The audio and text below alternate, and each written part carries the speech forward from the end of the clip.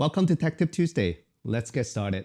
All right, let's try to find out how you can install fonts on your Mac computer. I'm demonstrating it with my early 2012 MacBook Pro, so most likely your Mac should be able to do the same thing with the same process. First, you have to download the fonts that you wanted to install first.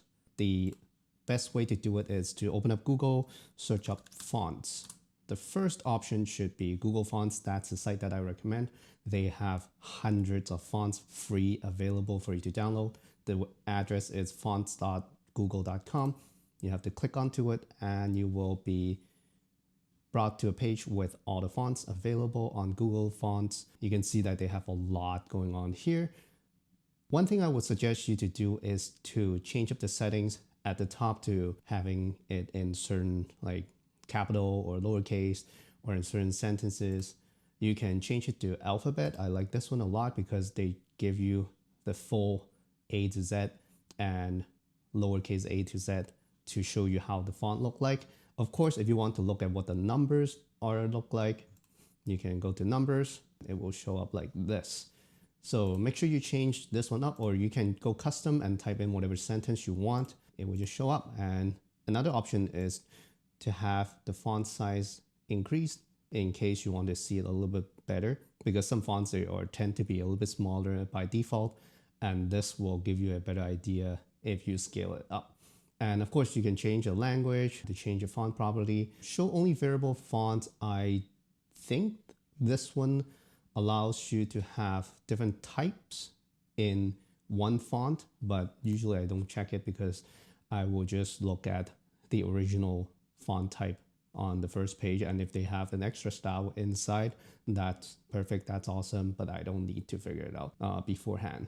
I have a lot of fonts in front of me right now. You can scroll down. I looked at all of them already and I downloaded a couple of my favorites already. I will try to put my favorites in the description below, but it's completely up to you. They're all free here. So let's try to download one and install it on your Mac. So let's say I don't have this one right here, Nerdcore 1. I don't know if I'm pronouncing it correctly.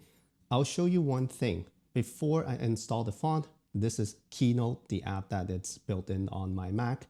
If I go to my fonts on the right-hand side, I don't have Nerdcore 1. I just want to show you before I install it so you can see that it shows up after.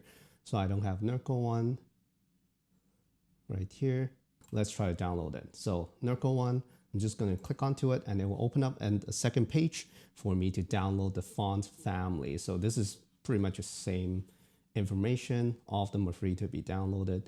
So click on download family and it will download it onto your downloads folder. All you need to do is to double click on the zip file. It's always going to be a zip file. It will create or uncompress the file into a folder. Double click into it. They have a text file for you to take a look and see the licensing, of course, who created the font, that's good. And this is the font file, the .ttf file. This one right here, all you need to do is to double click it and it will bring up this dialog box right here.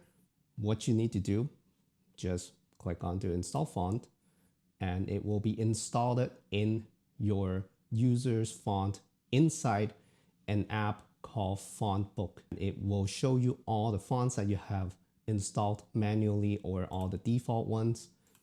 If you want to edit whatever fonts that you have already installed, you can click onto it and delete it. It's completely up to you. You can right click to delete it or disable it. It's completely up to you. I don't think it will take up that much space anyway. It's just fonts. So this is the Nerdcore font one, Nerdcore 1 font that we just installed. Let's go back to Keynote and see if it shows up. So inside Keynote, I should have Nerdcore 1. So if I click onto it, it will just apply to all the text that I have selected before. So this is how you can install fonts on your computer. And this is where you will manage all your fonts. In case if you can't remember where to find this app right here, it's very easy to find an app on an Apple device or a Mac computer. All you need to do is to click onto this magnifying glass at the top right corner and search up font, and it will show you the app called Font Book. Once you get into the font book, you will be brought back into here. You can actually create groups of fonts that you like. You can call it like different names.